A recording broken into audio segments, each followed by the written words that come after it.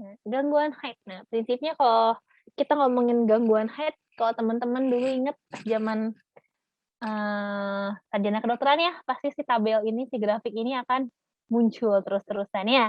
Kalau haid itu ada siklus di ovarium, ada siklus di uterusnya. Prinsipnya adalah kalau misalnya yang memicu pematangan folikel adalah FSH ya. Nanti kalau folikelnya udah matang, baru yang keluar adalah hormon LH.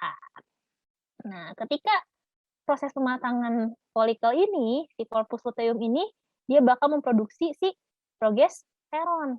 Dia bakal bikin penebalan dari dinding rahim. Nah, ketika tidak ada ovulasi, corpus luteumnya akan mati ya, jadi corpus albikan dan tiba-tiba kadar progesteron dan estrogennya drop. Nah, kadar estrogen dan progesteron yang drop inilah yang akan memicu meluruhnya si dinding rahim atau kita bilangnya menstruasi. Ingat ini siklus normalnya biasanya kita sering pakainya yang 25 sampai 35 boleh atau 21 sampai dengan 31 hari juga boleh.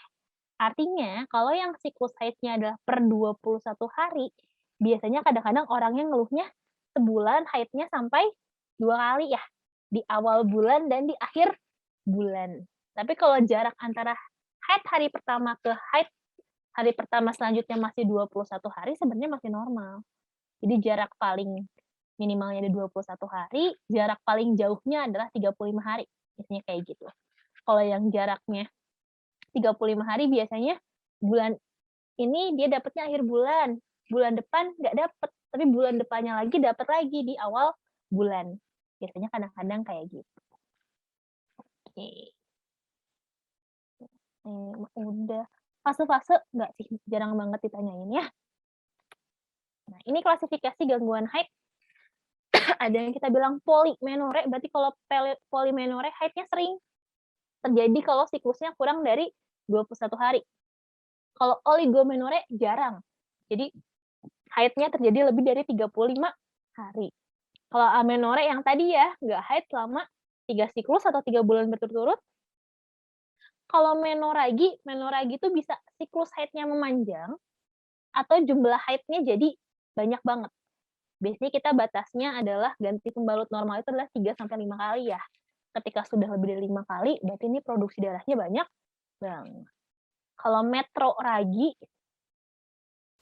itu di luar siklus normal. Ini aja yang teman-teman pegang. Oke, jangan ketukar metro sama meno ya.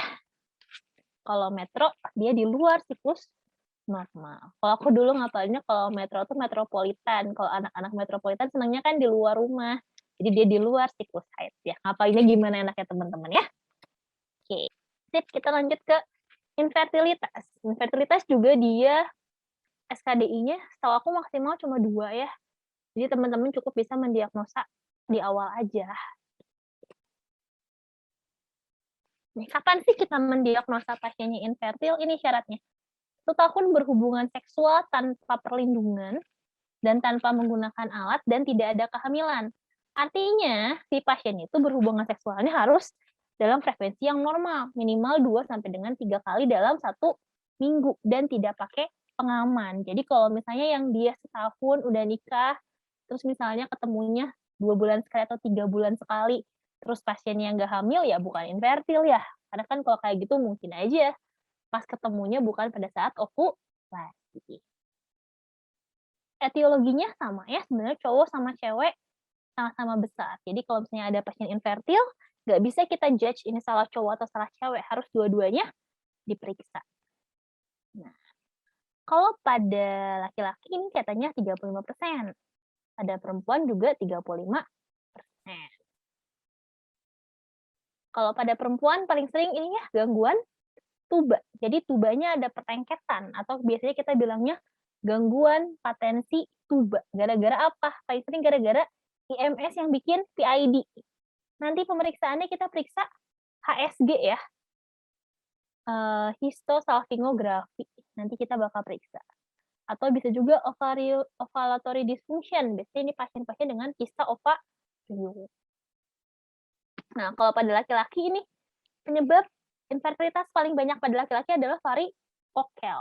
Jadi hati-hati ya, biasanya paling sering gara-gara varikokel. Karena kalau dari semen, gara-gara sperma, dikit cuma 10% aja biasanya.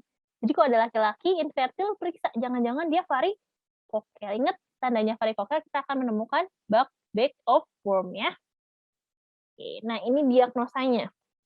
Jadi kalau teman-teman dapat pasien, pasangan nih, dia 1 tahun, udah nikah ternyata masih nggak hamil-hamil. Teman-teman periksa nih secara rutin, secara runut cewek dan cowoknya. Kalau cewek periksa tanda-tanda ke seks sekundernya, cowok juga sama. Periksa kalau cowok jangan lupa jangan-jangan testisnya cuma 1 atau cowoknya varikokel, kayak gitu. Nah, kalau misalnya yang didapatkan nih ternyata perempuannya mensnya irregular, terus nggak ada ovulasi, berarti dia penyebabnya adalah anovulasi, rujuk pasiennya. Kalau faktor resikonya ternyata pasiennya ada IMS, pernah PID, teman-teman periksa ini nih, HSG ya. Nanti pas dari HSG-nya kita bakal lihat ada gangguan patensi tuba, berarti ini gangguan faktor tuba.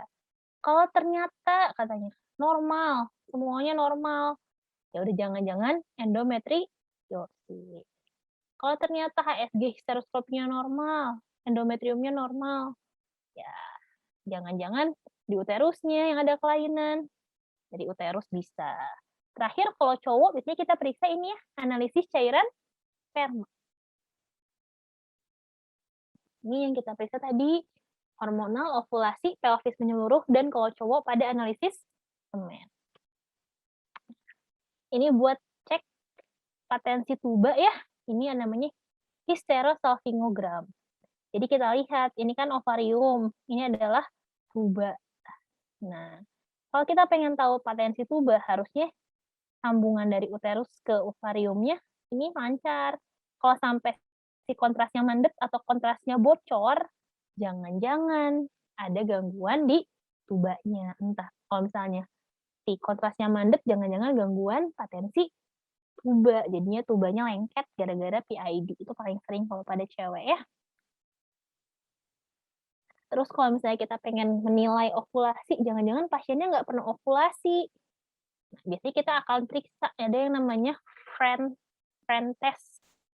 Biasanya nanti gambarannya katanya kalau pada saat ovulasi, si mukusnya ini gambarannya bakal seperti daun pakis. Nah, itu tandanya pasiennya ovulasi. Katanya kayak gitu.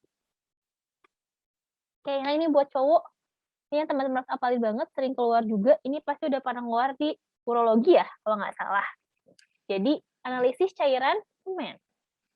Oke, normalnya volume itu adalah sekitar 1,5 cc ya. Malah pada beberapa sumber dia bilangnya 1 sampai dengan 1,5 cc. Kalau misalnya ternyata dia volumenya kurang, berarti kita bilangnya adalah oligostermia biasanya. Atau hipospermia juga boleh. Nah, terus yang dilihat lagi apa? Ini nih jumlah spermanya. Nah ini, sperma concentration-nya normalnya adalah 15 juta per mili. Berarti kalau misalnya 15 juta per mili, kalau ternyata dia kurang dari itu, kita biasanya bilangnya oligozospermia. Gitu. Terus kita lihat lagi dari motilitas. Kalau motilitas, bisa kita lihatnya paling penting dari ini, dari total motilitas. Kalau misalnya motilitasnya kurang dari 40%, kita biasanya bilangnya adalah astenospermia. Sama yang terakhir, mana nih 4%. Nah ini, biasanya sih kalau 4% kita lihat dari bentuknya ya. Kalau misalnya bentuk spermanya abnormal, kurang dari 4%, yang jumlah normalnya kita bilangnya adalah teratozospermia. Jadi kita ulangi lagi, kalau volumenya yang kurang, volume ejakulatnya yang kurang, kita bilangnya adalah hipospermia. Batasnya adalah 1 sampai dengan 1,5 mili. Kalau misalnya konsentrasinya yang kurang, di bawah 15 juta, kita bilangnya adalah oligozospermia. Kalau gangguannya di motilitas di bawah 40%, kita bilangnya astenospermia. teratospermia. Kalau kelainannya dibentuk kurang dari 4%, yang normalnya kita bilangnya adalah teratozospermia.